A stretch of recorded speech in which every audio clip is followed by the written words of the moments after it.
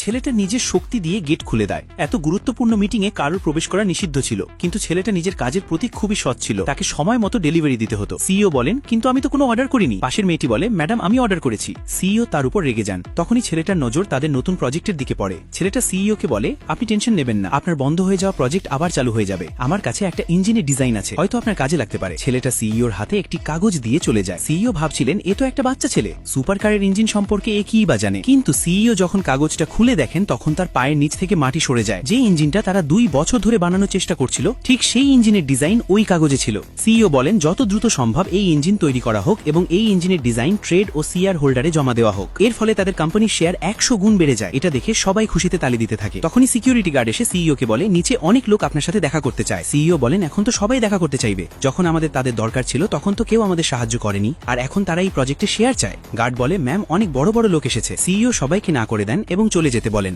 CEO সহকারী বলে, ma'am আমাদের এই সুযোগ হাতছাড়া করা উচিত নয়। এদের সাহায্যে আমরা এই প্রজেক্টকে অনেক দূর পর্যন্ত নিয়ে যেতে পারবো। সিইও বলেন, কোনো সমস্যা নেই, আমরা একাই এই প্রজেক্টে কাজ করব। আমরা অনেক সমস্যার মুখোমুখি হয়েছি, এটাও একাই সামলে নেব। এই ইঞ্জিন জোরে সোরে তৈরি করা হচ্ছিল। তখন সেখানে সেই ছেলেটা আসে। তার বড় ভাই এই ইঞ্জিন ফ্যাক্টরিতে ইঞ্জিনিয়ার হিসেবে কাজ করত। তারা দুজন মুখে বলা ভাই হলেও একে অপরকে খুব ভালোবাসত। ছেলেটা তার বড় ভাইয়ের জন্য স্কুল থেকে কিছু টাকা বাঁচিয়ে এনেছিল, যাতে সে অন্তত এক বেলার খাবার কিনে খেতে পারে। বড় ভাইয়ের নাম ছিল লিও। লিও তার ছোট ভাইকে নতুন প্রজেক্টটা দেখায়। ছেলেটা বলে, তুমি এত পরিশ্রম কেন করো? তখন লিও বলে, তুই জানিস না আমার আর রিয়ার বিয়ে হতে যাচ্ছে, আর বিয়েতে কত খরচ হয় তুই জানিস না? ছেলেটা বলে, হ্যাঁ আমি জানি, অনেক অনেক টাকা খরচ হয়, তাই আমি ওভারটাইম করি যাতে বিয়েতে কোনো কমতি না থাকে। তখনই ছেলেটা